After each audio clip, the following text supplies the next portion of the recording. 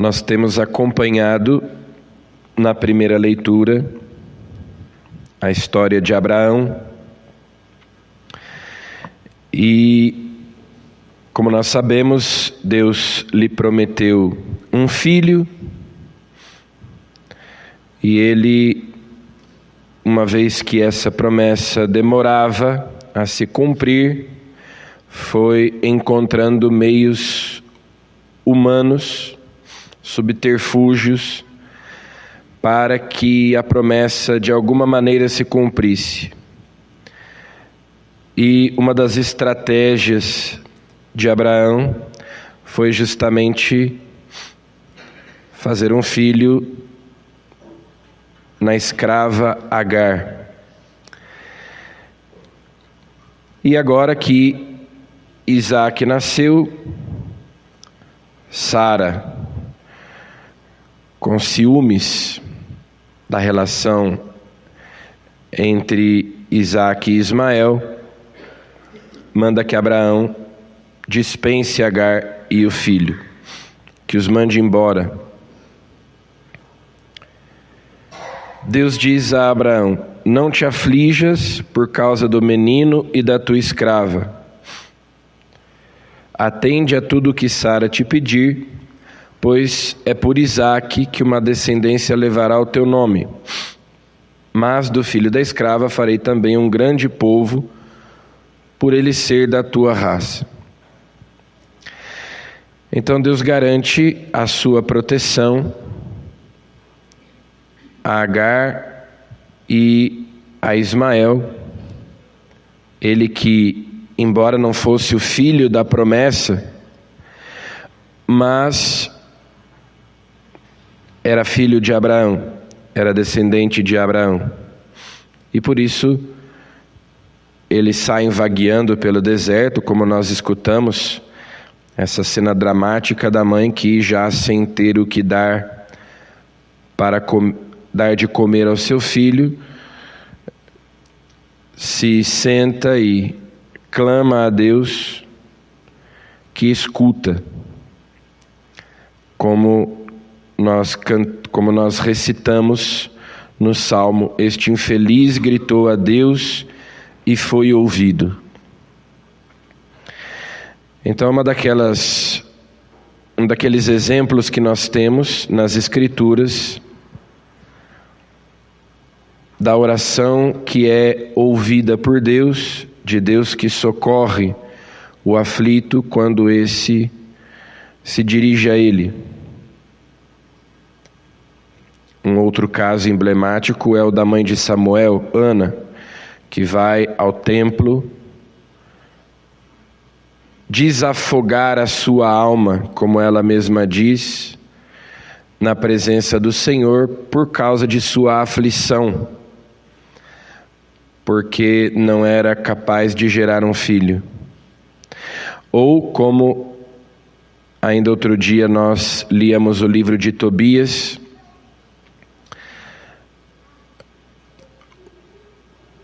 nós tínhamos por um lado o clamor de Tobite, que estava cego,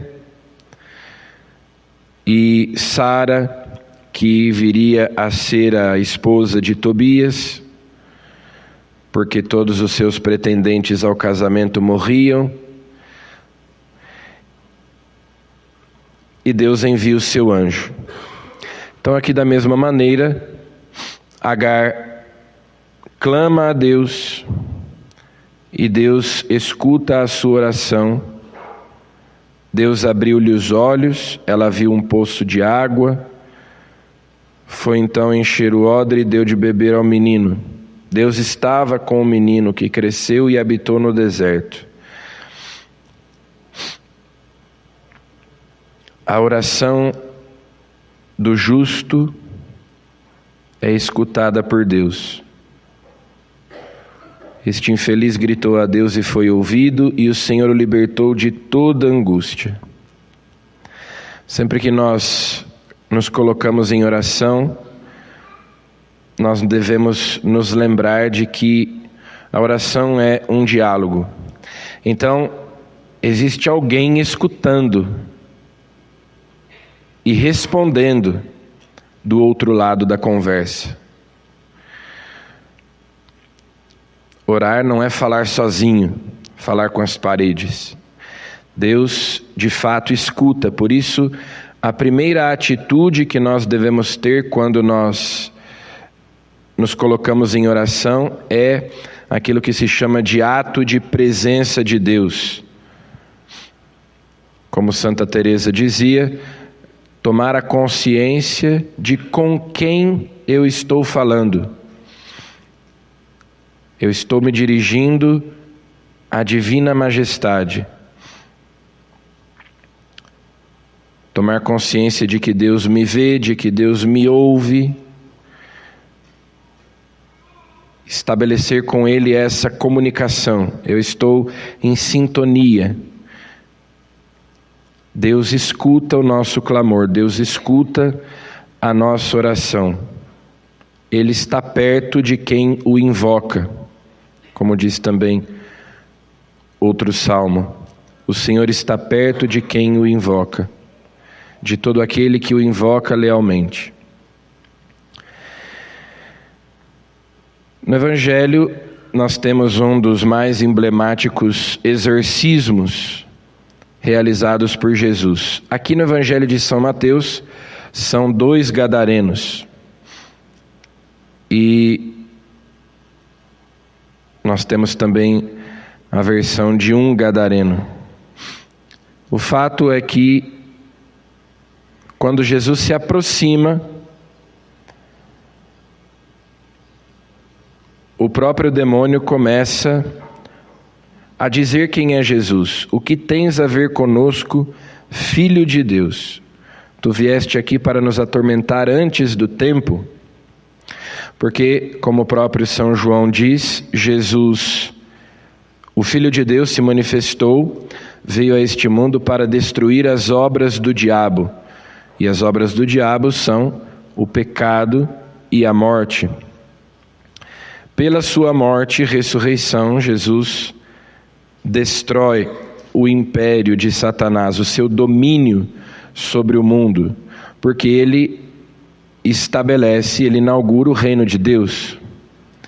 Ele lança fora o príncipe desse mundo, ele expulsa o demônio, a sua influência sobre os homens, dissipa as trevas com a sua luz, e estabelece o reino de Deus.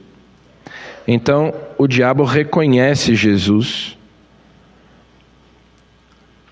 diz quem ele é: tu és o Filho de Deus, vieste nos atormentar antes do tempo, ou seja, antes da sua morte, antes da sua ressurreição. O ministério de Jesus como exorcista é uma expressão daquilo que é a sua missão. O que Jesus anuncia, a maioria das parábolas de Jesus, a sua pregação tem como tema central o reino de Deus. Depois do pecado, o homem se torna escravo do demônio. Mas uma vez que Jesus vem, ele vem para lançar fora o demônio. Ele vem para que nós sejamos possuídos pelo Espírito Santo, para que Deus habite em nós. Então, essa sua presença, ainda que Jesus não diga nada, faz se manifestarem esses demônios.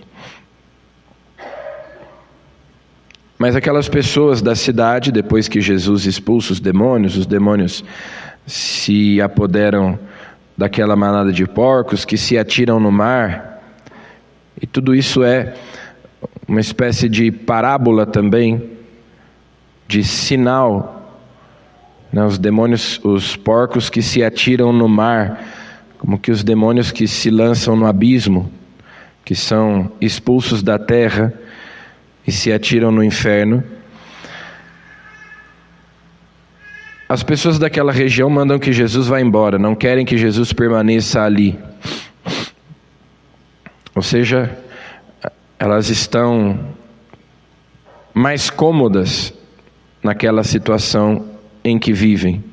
Elas são atormentadas por demônios, elas vivem na escuridão, mas Jesus as incomoda. É melhor que Jesus vá embora. Não expulse o demônio fica. O Senhor é que vai embora. O Senhor está perturbando a nossa ordem aqui, o nosso esquema. É aquilo que São João diz no início do seu evangelho: a luz brilha nas trevas, mas as trevas a rejeitaram.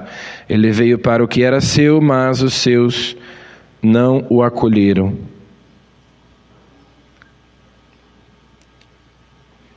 E essa atitude daqueles gadarenos é a atitude de muitas pessoas ainda hoje. Às vezes é também a nossa atitude de rejeitarmos a presença de Jesus porque ela nos incomoda, porque ela exige de nós mudança de vida, conversão. Ele vem para nos libertar, Ele vem para nos curar, mas nós estamos apegados demais aos nossos pecados. Então peçamos a Jesus que nós tenhamos a coragem de acolhê-lo com todas as suas exigências, as exigências do amor, com a coragem de nos convertermos, de nos voltarmos para Ele, e assim nós sejamos livres e o reino de Deus aconteça na nossa vida. Amém.